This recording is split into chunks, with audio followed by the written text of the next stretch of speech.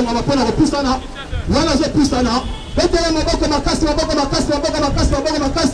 Maboko makasi maboko makasi maboko makasi maboko makasi maboko makasi maboko makasi. Lumbe lumbe. Lumbe lumbe. Ah ok ya. Ah ok ya. Allez fais toi. Allez fais toi. Allez fais toi. Betela maboko pona biso maboko makasi maboko makasi maboko. UDPS viva. Nouvelle génération viva. Etienne Tshisekedi wa Mulumba super héros national viva.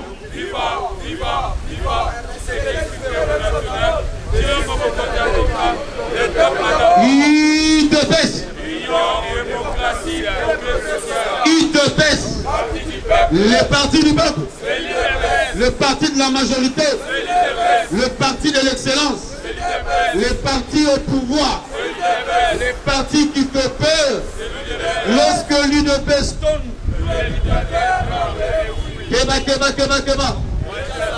Keba l'issous, Keba l'issous, Kebangel, que nos bons combattants.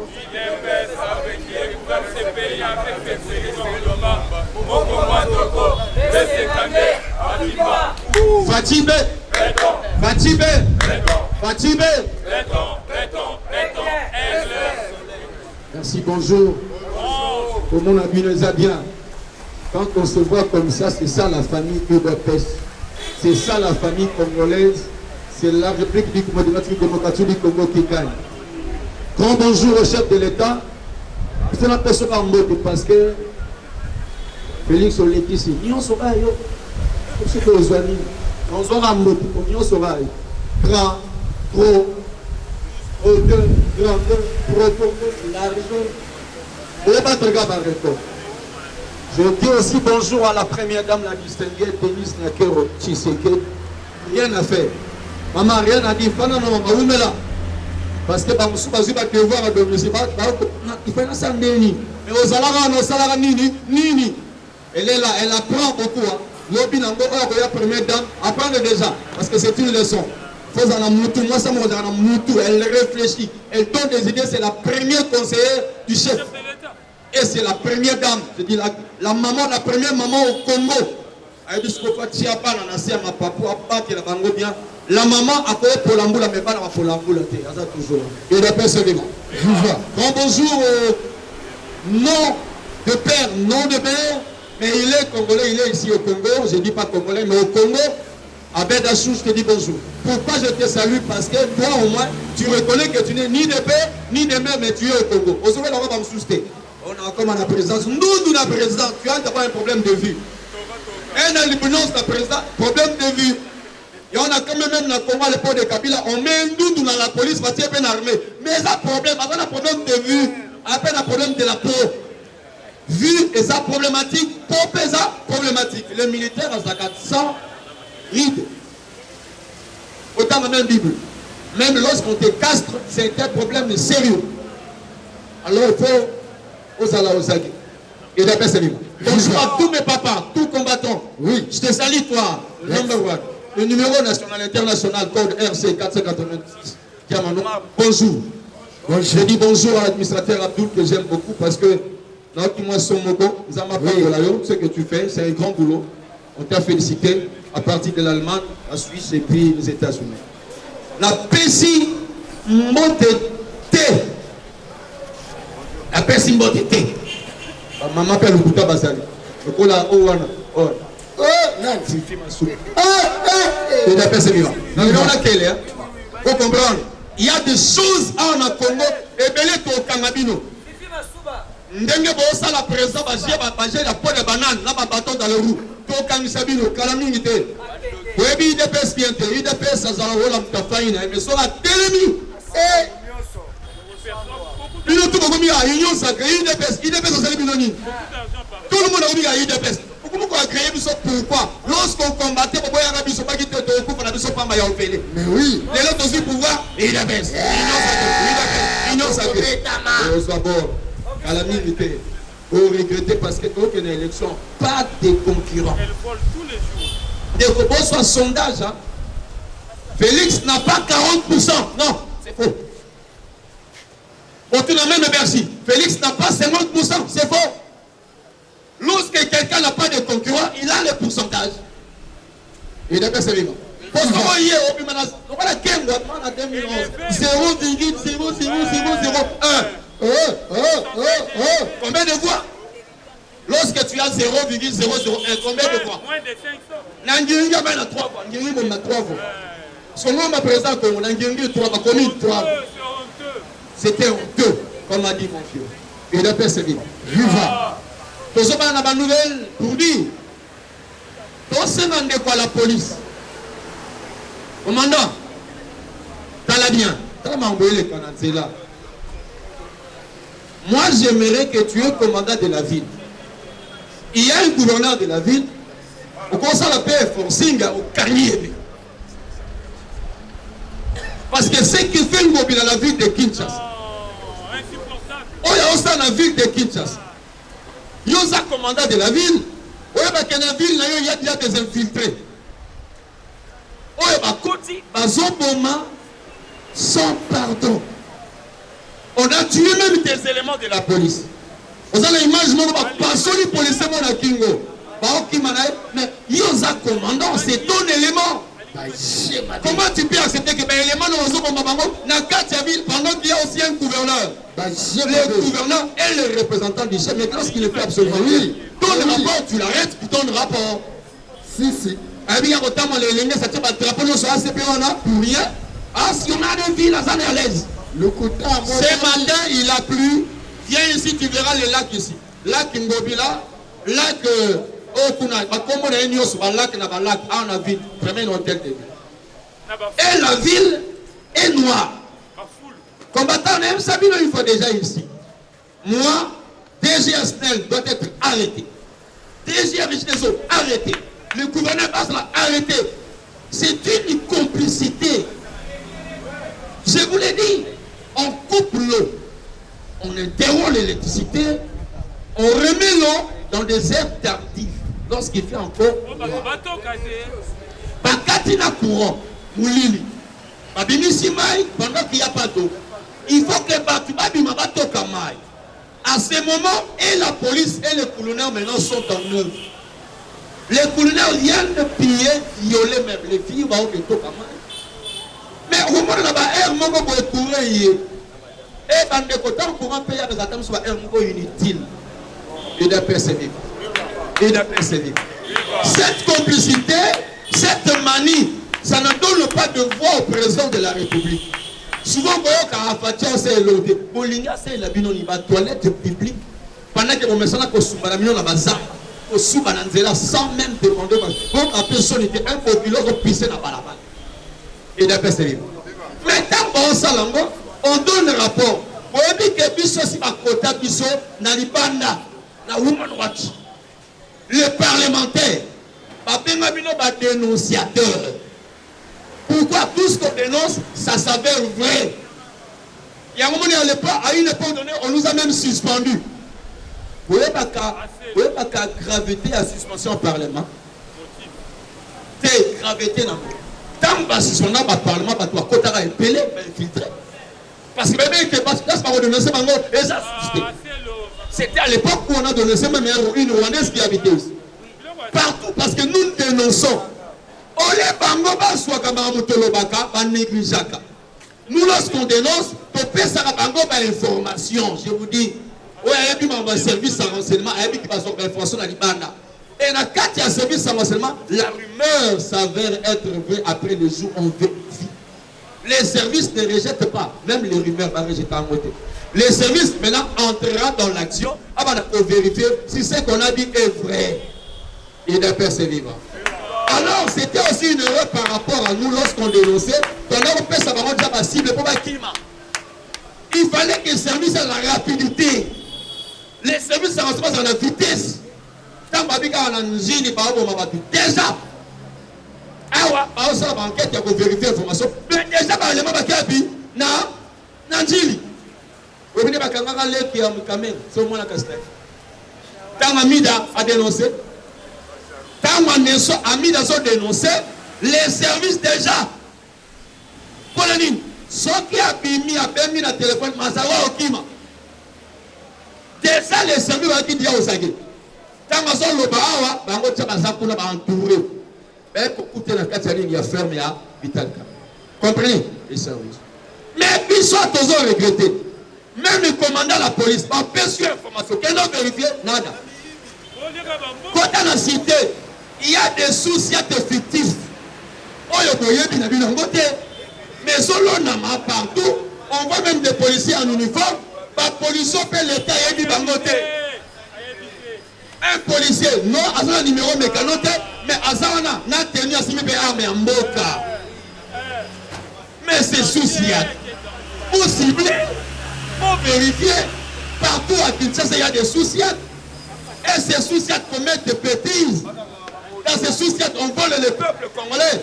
Malgré les minimes qu'on a, comment est-ce que Souciat peut demander une amende de $100? Autant en Mikanda, les Souciat, l'amende à Souciat limite c'est $5. $5 l'amende. Il faut que tu aies un Mikanda. Et puis, ceux qui nous donnent un retard, c'est secret dans la carte d'écriture. Quand on commence à attendre, on va saluer bloqué. Il doit se vivre.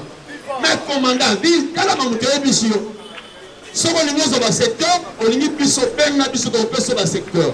C'est les mains. Ndiringi, Boumbous, c'est ce que j'ai dit, Matakilem BC. Il y a des aventures terribles, Makala. Tous les longs, pas comme on compte même les migrants, pas sauf bloqué dans la balabala, guerre. Il doit se vivre. Et les autres qui sont des assistants, novelas. Donc pour la bango, c'est un film. Un film déjà en direct. Est-ce que film en direct il y a marché des Arana Congo? Non. C'est la police. Ce qui est la police, pour Monique Boza faible. Vous demandez au ministre de la Défense, Bemba est là. On nous donne l'armée. Batini Bisso armée, pas quoi ta bango mango sanini. Ainsi là. Soit. Parce que l'opération doit être sur le terrain. Le col Félix a beau mais dans la police ou dans l'armée, il y a ce qu'on appelle des tireurs d'élite. Cela veut dire, au lieu de donner la balle au ventre,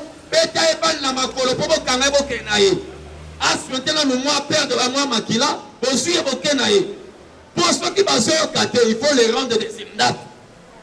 Mobutu à l'époque a rendu plusieurs volets des hymnates. Allez,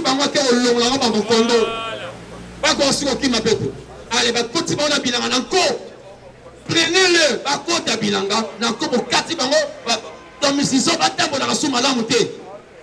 prendre. Parce que le fait que vous normal, c'est-à-dire, commandant de la ville, j'ai vu un petit colonel Dada Nasselma au Bibo. L'État a zaté, ça c'est encore grave. L'État a zaté. Non, non, qui m'appelle. Parce que lorsque tu dis que l'État n'est pas, tu me dis directement que Félix n'existe pas. Et il est passé. Sauf que Félix a été, c'est un gars pénazate. Mais sauf que Félix a dit, ça va m'énerver parce que je suis la miniature, il n'y a peut-être pas Nazouane. Du coup, je m'étais chauffé. Je vous dis, moi quand je dis une chose, il faut aller vérifier. Je crois que c'est pétaki parce que c'était dimanche, mais ça pétait. Les gens du quartier, pour la toute première fois, m'ont vu comment est-ce que je m'énerve. Ah, dit non. Azo Touchenga a touché directement. Parce que ce petit connaît que je suis combattant de l'UDPS. Tant que l'on bien a touché au parti, même il y a président. Alors j'ai réagi. Les amis, papa,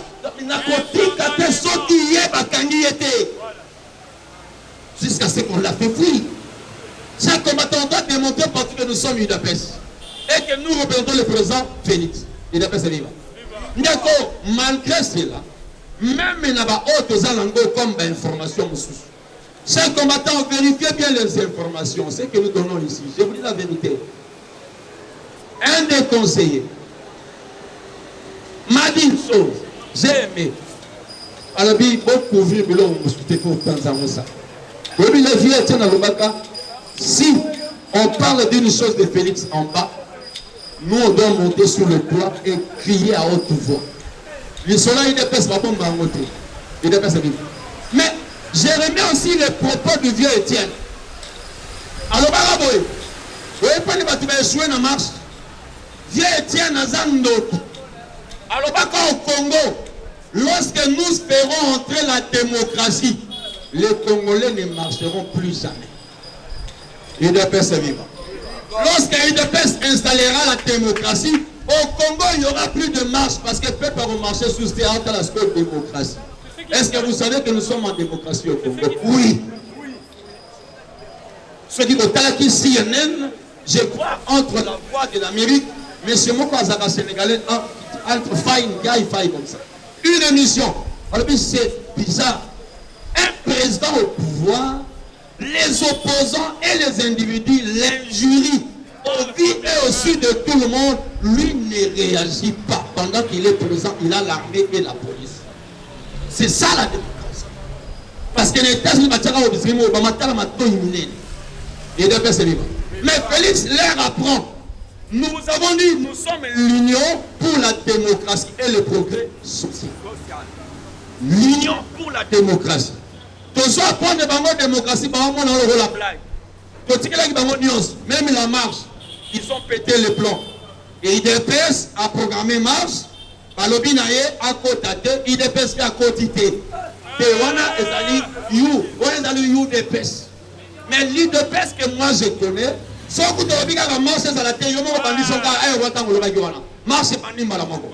Et quand Balobi marche, il faut voir qui vont marcher. Banani ba otambola.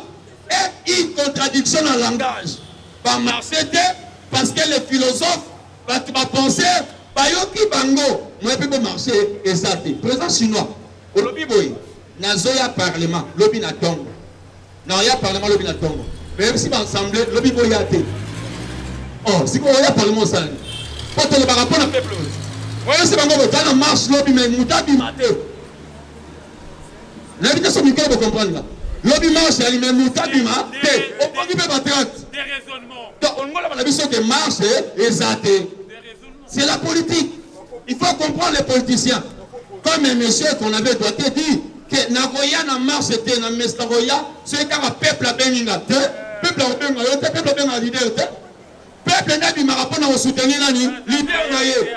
Le vieux est sur un petit bord. Et maintenant, si matin, parce qu'il va même dans le Congo, Brazzaville, il y a l'opposant congolais à Souli Abinon.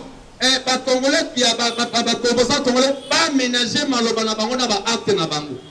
Il semble qu'ils sont trop menteurs. Parce que marche, Kabila n'a pas marché. Ah, Kabila a marché. La tuni mutamandi fonna marché à Tambola. Vous dites que dans le Congo, c'est la Bamusou Nanzela. Moïse Akimaki. Est-ce que vous voyez que Moutalaba ou Atamsou, président, Dieu merci, de Kotoul. Que jour il y a marche, nous sommes récupérer Moïse Katoul. Besoin matin, Toïba Bango. Bango peut la continuer à quitter na Bango. Il dépêche à promettre que Oyiba Bisso. Que marche exact, pour Oyiba Bisso. Pour tomber dans Moïse pour récupérer, Kabila peut-être on a posé ma casse. Tamboulana. Il dépêche à vivre. Tamboulana nous Kabila, Tamboulana nous Ké.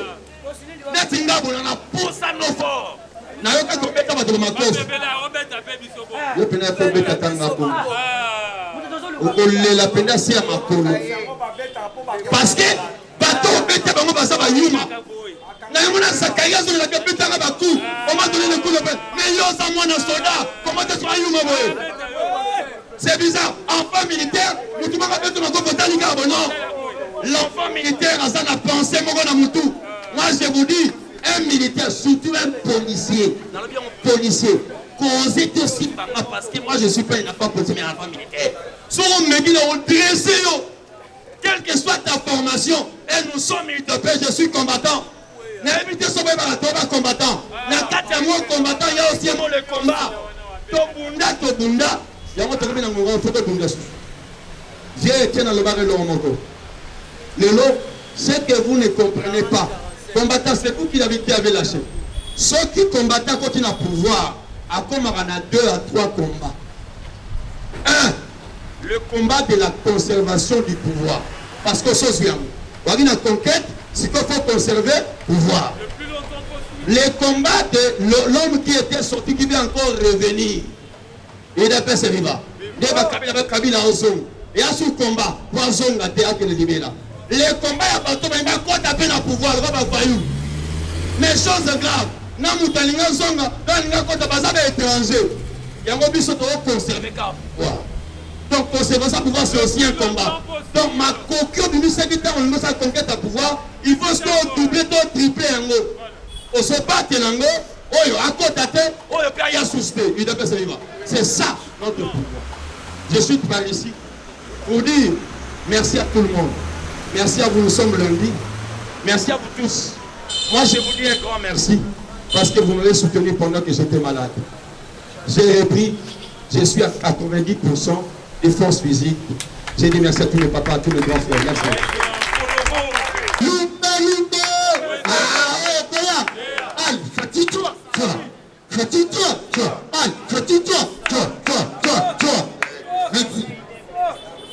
Les parlementaires debout. Les parlementaires debout.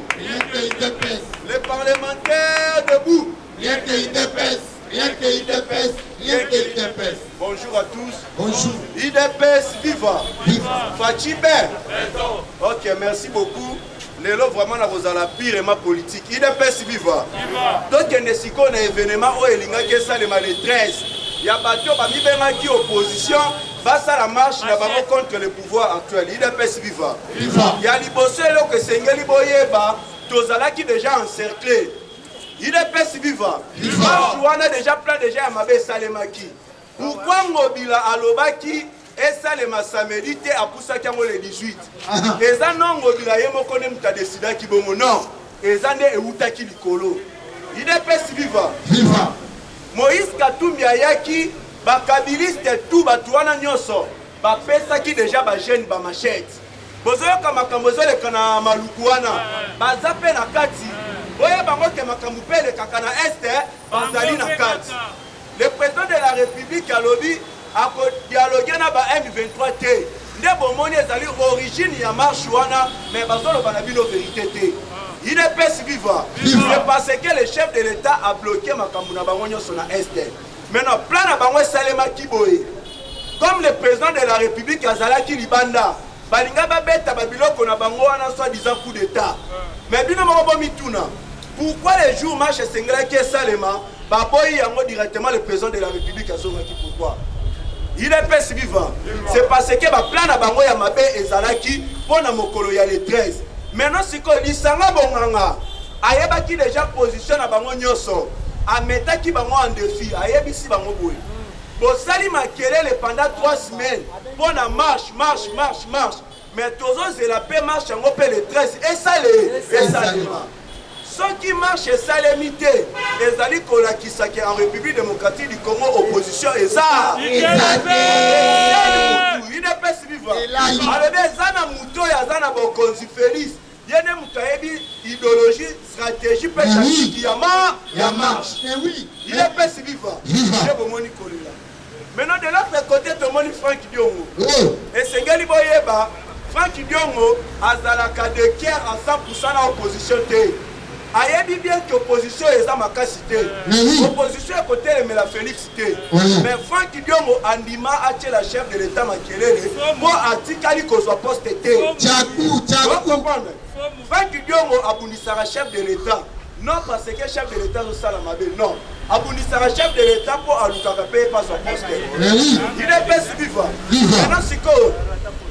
Franck Diongo a lobby boy. Il est pas si vivant. Opposition. Pour le bibo, ça marche. Mais pouvoir en place, c'est eux pour ça ça mukolo. On a vu le peu bondimi. Botosi. Elingi kola kisake. Esprit paix âme ya opposition en République démocratique du Congo et ça. Wana maloba ya Franck Diongo. Alors bi esprit paix âme ya opposition en République démocratique du Congo et ça. Et c'est que ba Franck Diongo ezandi azolukane mo solo. Franck Diongo azolukane musala. Il est pas si vivant. Siko botala makambo zo salemi. Mukolo marche sengela ke salema. Premier ministre, na ministre de l'Intérieur, ba kotisa qui marche au Conseil de sécurité. Bazwa qui ba décision de bomoni na bambaka na kuna nyoso wana na mbinza ozone. bazwi batindi sikoyo bato baluka sikoyo bato bazali à la base ya insécurité nde bomoni na mbaka na bato nyonso bazalaki na baferme ebele bazongi awa babimisi bato na bazamba babandi opération ya koluka bato bazali à la base ya insécurité maintenant sikoyo esengeli mpe boyebake na mbaka na Joseph Kabila azala na ndako kuna bato bamoni na kingakasi te akendaka kuna pale aza na yango wana akotelaka na ndenge ase mpe selon les informations na baferme ebele barwandais bazalaka kuna nde bomoni sikoyo opération à grande envergure ebandi babandi koluka bato wana nyonso maintenant de l'autre côté tomoni ambongo parce que nga nabengaka ye aza cardinal te aa mosali ya nzambe te ambongo aleki alobi boye bazokosa bino conflit teke yaka eza makambo ya lokuta na kwa mutu makambo wana eza te kibisa ambongo alobi na kwa mutu makambo ayebisa bino conflit teke yaka eza makambo ya lokuta eloko moko eza te mpe azoloba en pleine messe azoloba na bandimi peuple de Dieu botelemela Félix azwa deuxième mandat te botelemela églissement esalema te tokende kaka na élection alaka bino aloba na bino bamakambo ebele akokisa te esengeli akende là c'est qui amoni nyonso wana mpo événement na bango babongisaki basala mokolo ya le 13 te abibilisaki te me azalaki na kati omoni kanda ezopesi yango wana idepesi viva na kwango bakangi batu na mbinza ozone bakangi batu je vous dis ah non tobetana fachi bento mabuku nazoloba bakangi ba milice nazoloba na bino tozalaki en secret esengeli boyebaki ya maluku c'est déjà Kinshasa balinga bakotela biso bato bazali à la base ya maye wana nyonso wana eza France na Rwanda na bakabiliste na bato na bino babenga ya opposition nde baa na kati ya makambo bozomona batali na este singa na kingo bazobundana me baozala contre mire nde balingi siko babeta biso bawana a na kati il est pesi vivant le président de la République na Botswana a répondre à bango alobi na kotikala kata mukolo moko ko dialogue na ba M23 il est pesi vivant siko eloko moko esengeli boyeba Moïse Katumbi azalaki na chef de l'État na kati ya gouvernement Moïse Katumbi azalaki na ba oya yeba ministre nini yango ezosala mpo Moïse Katumbi a quitté chef de l'État. Moïse Katumbi est un véritable lobanabinoté. Moïse Katumbi a quitté chef de l'État à cause de l'état de siège, à cause de l'État de Rwanda. Parce que l'état de siège va minérer na biso. Oyo Rwanda bandaki kozwa, bandaki kobeta kop. Na Moïse Katumbi, na bato baza na kati ya opposition. Denis Sesanga continue toujours d'être un rebelle. Et ça te qui oise sur la vérité, ça toujours rebelle. Bavandi a balati ba veste, mais ba milice na bango bazali coopérer. C'est à travers ba milice na bango, de bango bazwaka ba matière na biso. Tabané, opposition mon côté batikali ba telemi ba bitu contre état de siège. Et bazana ni pour état de siège. Bango nyonso baloba ke baza contre état de siège. Pas comprendre. Bayula loba na za contre état de siège. Moïse Katumbi, ba Denis Sesanga. Mais au moment na Denis Sesanga a okene na France. Azolo ba insécurité zali, batu bazo kufa mais alingi état de siège té. On combat le président de la République pour aligner ko dialoguer na ba M23 té a bloquer Kimoyibi na bango à travers état de siège. On doit soutenir le président de la République. Bitumba Ozomona Oyo, Eza Bitumba ko libérer Congo. Gouverneur militaire ya Nord Kivu. Alobi Boye, Rwanda a su vertige, banda bacha état de siège. Ba matière na biso ba minerai et kendara lisusu. Cause ya Bitumba Rwanda no sabiso ya wo. Il est best vivant. Et puis ba kei pilo ba lobby par les enquêtes de Salemi. Ba eko trouver que ce n'est pas que nous avons combat la Rwanda, mais maintenant l'opposition va contre l'état de siège. Quand nous parlons de l'opposition, Ambon aussi te considère comme un opposant. Ambon aussi te considère comme un opposant. Il y a moyen pas bima lobani liken, naza contre l'état de siège. J'ai pas numéro. Quand nous sommes contre l'état de siège, bazali ba chef ya ba milice na Est. nde bomonaki Olivier Kamitala batuni bien pas Christian Lusakwelo ba réponse nous bozwaka ngo à la légèreté ba réponse nous sur la position ya batu pe batu wana soki baza banani pourquoi yo na boss na yo bokonda na agression rwandaise te ya lobi boy ayoki ata pasi mpona bakongolais te ayoki soni te alobi tokondanaka yango te mpo eza lokola totya mafuta na moto me bakongolais bakokufa ya lokola totya mafuta na moto maintenant sikoyo Matata Ponyo on doit arrêter Matata Ponyo Matata Ponyo ayiba vraiment mbongo bukanga loso na minute alongwe ake na Maniema alobi population ya Maniema bondima te cantonnement ya ba M23 awa botelemela yango IDPS viva mais tandis que biso nyonso toyebi ki Matata Ponyo Matata Ponyo c'est un Rwandais Matata Ponyo c'est un voleur un grand détourneur aujourd'hui balandela dossier na ya bukanga loso o acharnement botala bota bavanti bato baboma mboka o bato bayiba olandela bango komi acharnement oyo ekomi makambo ekomoleka na mboka o le président de la République kozomona ye mwana mama Marthe Kassalu mobali ya la distinguée première dame Maman Denise Nekero Tshisekedi apeli te ake na oyo pourquoi akendaki na oyo parce que bamaka mosusu balobaka ngo boye te eza mpo na Denis Sassou Nguesso mpo na complicité na ye na barwandais oyo bazokota na niveau bakwa mutu kuna le président de la République akoyebisa Denis Sassou Nguesso IDPS viva complicité totale.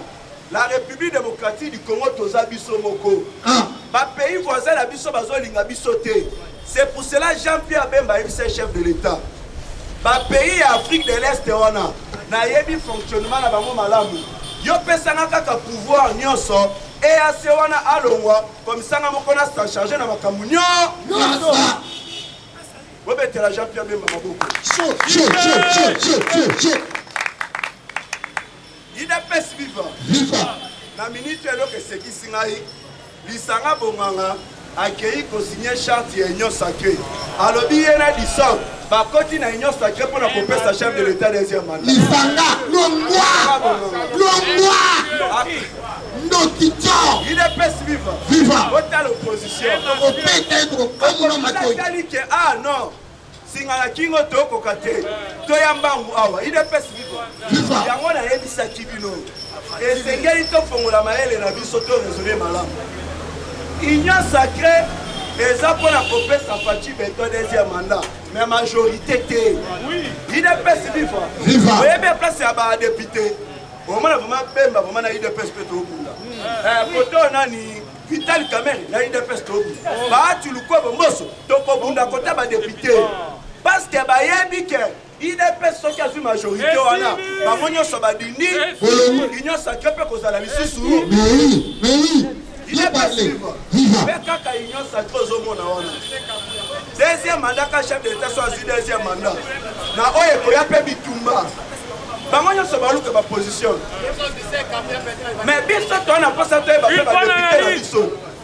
tovote bato oyo toyebi te mais ya kozala peut-être muta PPAD atie lembo ya IDPS tokoteka po atie lembo ya IDPS mais totombe na piège c'est le moment esengeli tobongama toyeba bakandidat député ya IDPS na bakombo na bilongi na bango IDPS viva parce que la constitution esengeli barevoir yango bayebi ke Faci soki azwi majorité bakotouche constitution oyebi elo Joseph Kabila asalaka ntango asantaki pression atika pouvoir ayaki kondima baélection maintenant azotalaki oyo akoya akokanga ngai maintenant Joseph Kabila atalaki alobi non batia loi moko eprotégé la qualité des sénateurs à vie bacrime nyonso asala bakolanda ye te après pouvoir maintenant azotala alobi soki natiki bango bazwa majorité bakochange constitution bakokanga ngai